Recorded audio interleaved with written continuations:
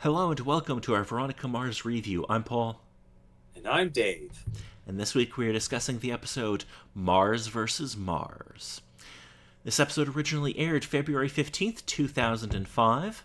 Let us start off with the number one song in America, and I'm going to save us all some time. It's still Let Me Love You by Mario.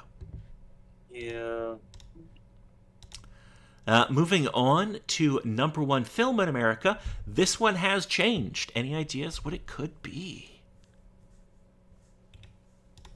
Again, with getting past some of the spoopy that happened with the last week. Uh, It is definitely not a spoopy.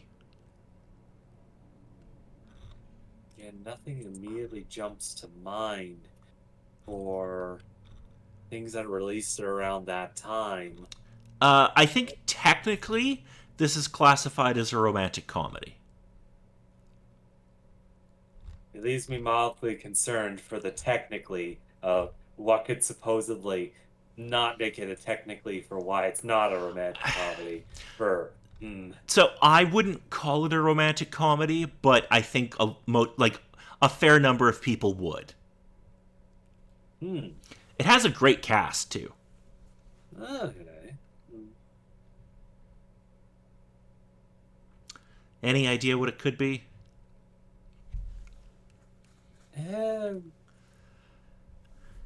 Nothing that's immediately coming to mind that I could think of that matches that description that I would know of being released around that time. So it is Hitch, the Will Smith movie. Okay. Because vaguely heard the name as like, I think I know that. And then you mentioned the lead in it, and then it's like, yes, that particular one that he was in. Yes. It. I think I've seen this once, maybe when it hit DVD, and I didn't really care for it.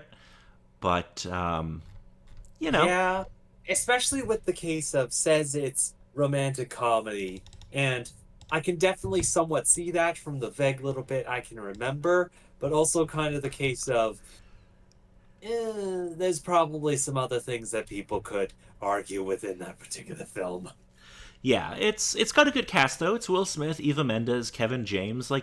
It's a good cast. It's just I didn't particularly enjoy it.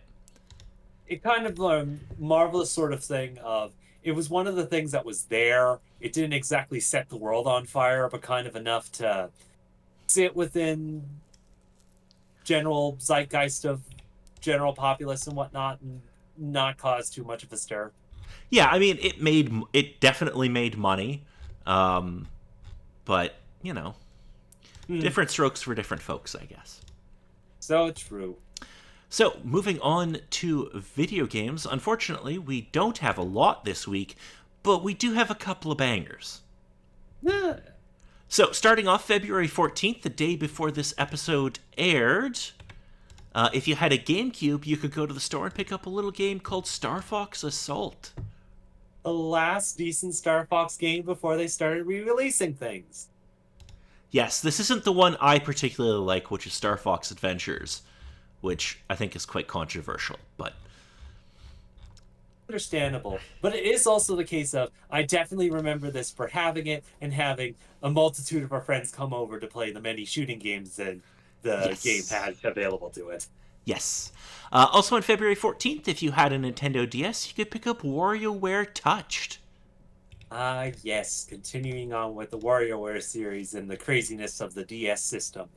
Yes, I feel like we didn't get too many more of these, like It WarioWare was kind games. of the case of it had its little burst into the scene coming from GBA, coming onto DS and whatnot. It didn't really super explode until it got to the Wii system.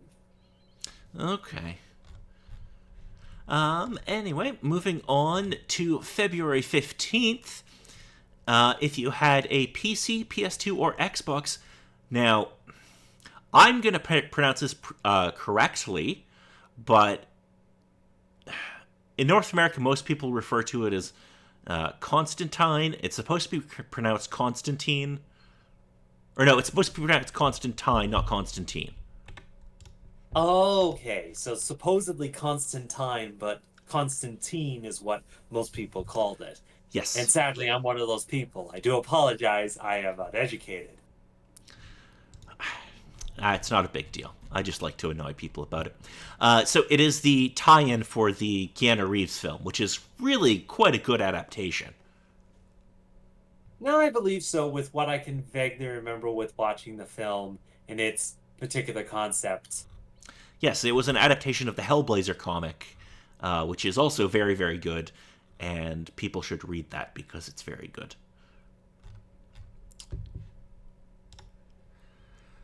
Alrighty, moving on. Still on February 15th, if you had a PS2, you could pick up Nano Breaker.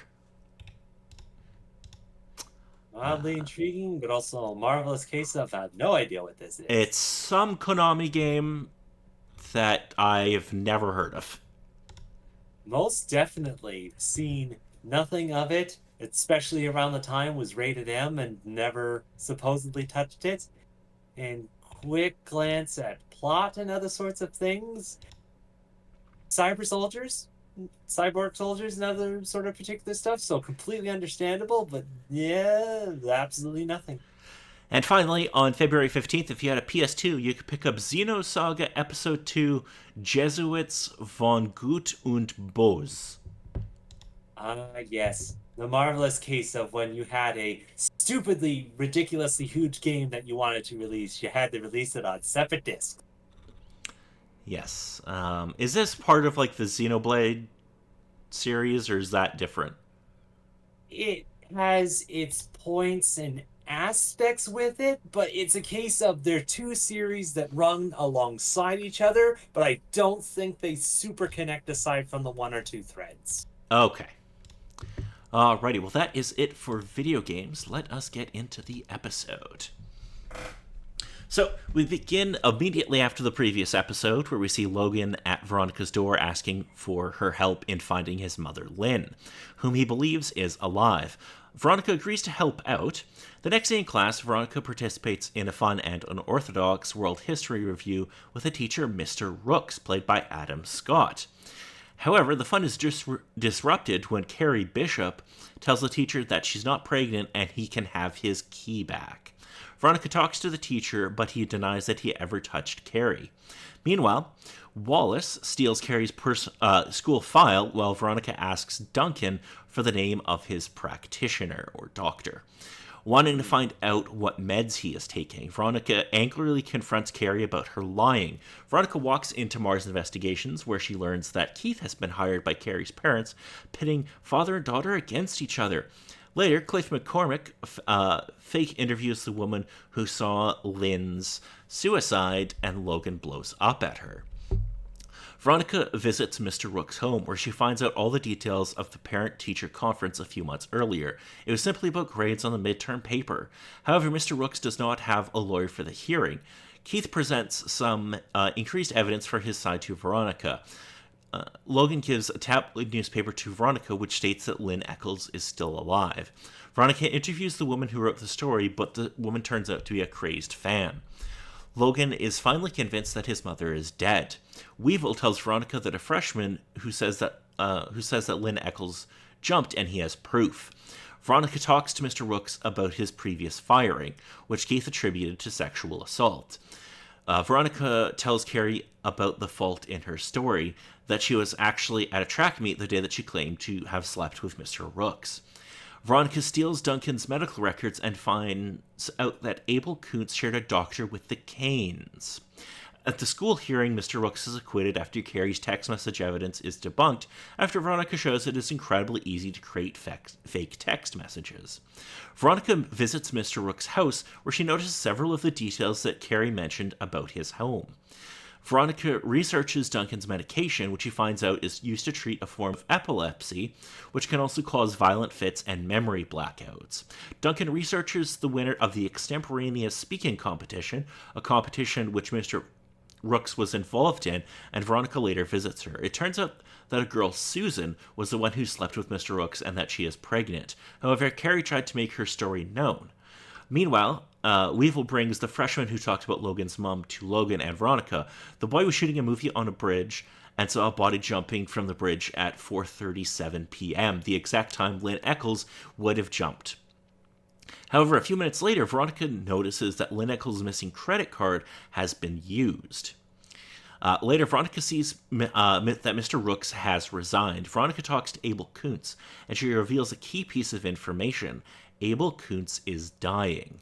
So he decided to go to jail because he's going to die anyway, suggesting that he's a proxy for an unknown person. Dun, dun, dun. So, what did we think of this episode? It was one of those particular sort of cases of it gives you that ebb and pull of Keith having his thoughts on the case with the teacher, but Veronica also having her say within things, and sadly Veronica having to be on the losing side of it, just with positioning of where she is and just with all the other things sort of related to the story of it from there. Nevertheless, I was concerned heading into this episode hearing about it, but nevertheless was intrigued by how everything sort of panned out, went, and especially with how everything resolved, with her still catching the guy, having him face the consequences of what he done, and having him resign. But still, it was a good sort of case seeing the episode going in from that angle, and especially with also her looking into the research of the suicide and whatnot, and getting all the additional information, and supposedly having it down from there, but then having the last minute clue of her credit card being used, and just like, oh, things are still going, and building on from that. It was interesting enough to see. Yes. So, a couple of important things that happen in this episode, just to recap. We find the video that shows Lynn Eccles allegedly jumping from the bridge, but then we get a report of her credit card being used right after. So that's super interesting. What's going on there? We find true. Yes, and we find out that Abel Kuntz is dying, although we don't know of what yet. And we find out that Duncan has a type of epilepsy. Yeah, most definitely with that. And he hasn't been taking his meds for that, apparently.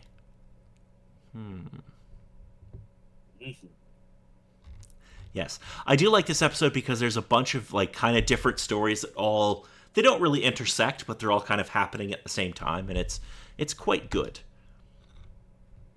That's interesting to sort of see. Yes, it's a fun episode, even though some of the subject matter isn't fun. Yeah, no. Ew. Yes. Alrighty. So, if there's nothing else about this episode, next week we'll be discussing an episode called Ruski Business. Okay. In this episode, Veronica is hired by a Russian mail-order bride who requests her help in finding a long-lost love. Meanwhile, Veronica must help her friend Meg deal with a secret admirer while simultaneously guiding Logan through the possibility that his mother, Lynn, may still be alive. Yes. Yes. And, I'm pretty sure we get to meet a new character in this episode. Interesting. Yes, yes, we've only had mention of her, but Trina Eccles will make an appearance in this episode. Yes. Yes, and it will be somebody that you know, an actor you're familiar with. Okay. From a previous series that we have covered. Anyway, until then, I'm Paul. And I'm Dave.